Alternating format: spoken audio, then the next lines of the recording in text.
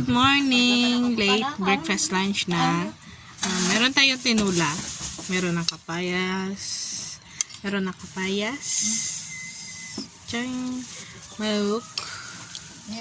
Then, malunggay. Meron tayong kompletong sahog na. Yung nakaraan kasi na tinula walang talagang sabaw tsaka manok na lang. Kasi wala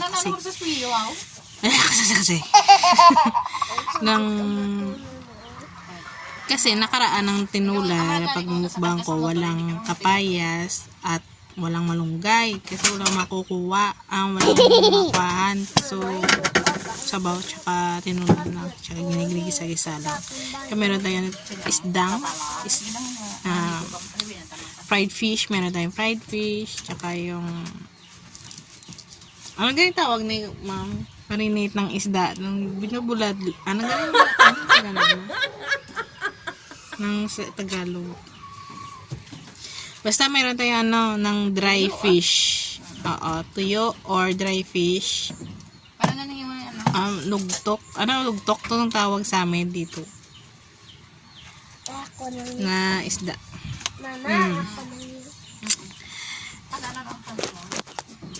Kain tayo mga ining. Let's eat. So, thank you God sa food. Kain. Ka naman di ka sinilas mo. Wag ka sinilas. Huwag ka sinilas. Ko naman ang tiil mo na. Tiil mo ka mo. Saka na itong ko sa babaw.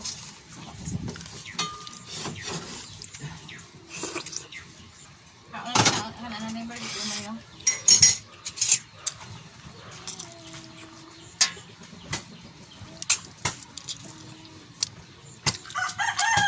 45 days or frozen chicken. Native chicken to o Bisaya na manok. So sa Tagalog, iwan pa sa Tagalog na nakalimutan ko, pero sa English native chicken to. Alam niyo guys,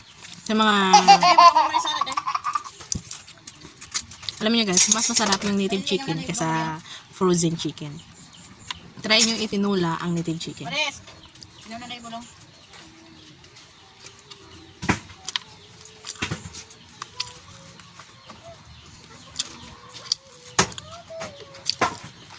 Best talaga guys.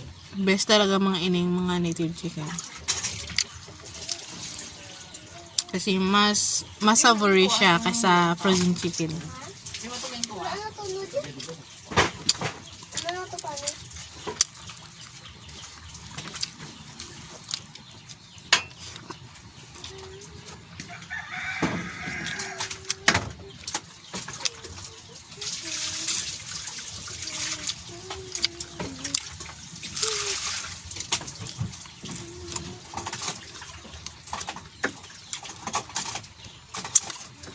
Itong dry fish to guys, nimarin ito ng asawa ko, tsaka galing to sa Tabaw. So marinate siya sa suka at tsaka patis. Namat yang masarap to guys.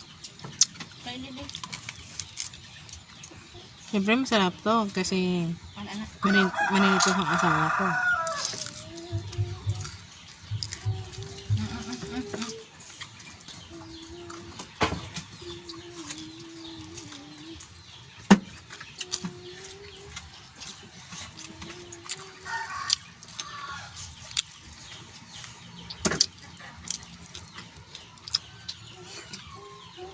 Binigyan ako sa akin ni Bililit. Yung tubig ka na eh.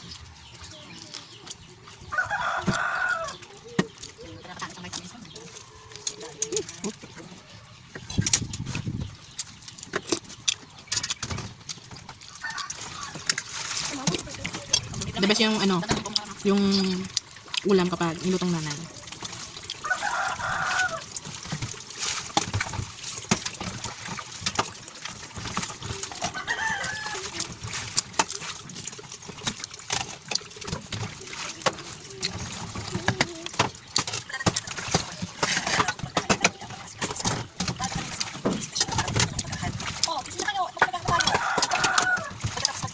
Ayun guys, gusto ko mag-vlog. Kasi delicious kasi nung ni father.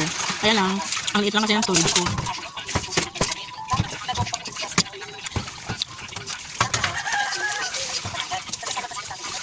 Kaya mga hanggang 10 minutes or 7 minutes lang ako or 9, ganun. Pero hindi ako makalampas ng mahaba kasi wala pa kasi na-verify yung YouTube channel ko. Hindi ko alam kung ano kung gagamitin yung SIM card or, SIM card o Kindix ba, Smart o Globe. Hindi ko alam.